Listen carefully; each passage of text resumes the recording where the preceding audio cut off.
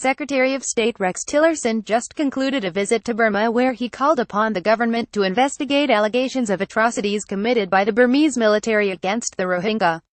Close to 600,000 Burmese Rohingya have fled to Bangladesh after the military retaliated for attacks on its security outposts on August 25.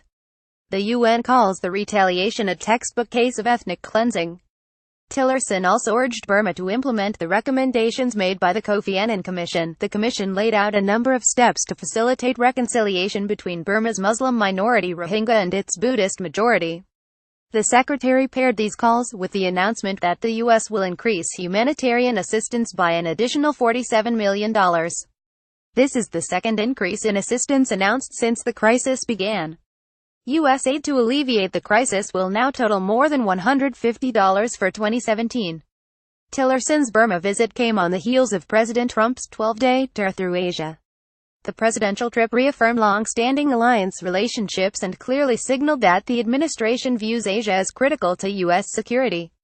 While President Trump focused mainly on the need to counter the growing North Korean threat and to expand existing U.S. trade and investment relationships throughout the region, he also took the opportunity to shine on a light on human rights abuses, especially those occurring in North Korea. Between President Trump's human rights-focused speech before the South Korean National Assembly and Tillerson's visit to Burma, there is some hope that the administration will prioritize both national security and human rights issues in crafting U.S. policy toward Asia. The ethnic cleansing element of the Rohingya crisis has garnered significant attention. Less discussed is the heart-wrenching UAL violence against women. Human Rights Watch today issued a groundbreaking report based on interviews of 52 Rohingya women who had fled to Bangladesh. 29 of these women interviewed had been raped, all but one of them gang-raped. All reported their rapists wore Burmese military uniforms. Many of the 52 women interviewed recounted having their children or other family members beaten or killed before their own eyes, sometimes while they were enduring UAL abuse. The pattern emerging from the data collected by Human Rights Watch suggests that the Burmese military is using UAL violence as a tactic to intimidate and ultimately drive Rohingya women out of the country. Cox's Bazar, Bangladesh, January 20. Jamalita Begum is seen in her makeshift house that she shares with 6 other refugees on January 20, 2017 in Kutulong Rohingya refugee camp in Cox's Bazar, Bangladesh. Photo by Alison Joyce. Getty Images. Ethnic cleansing and UAL violence create tremendous needs among the survivors.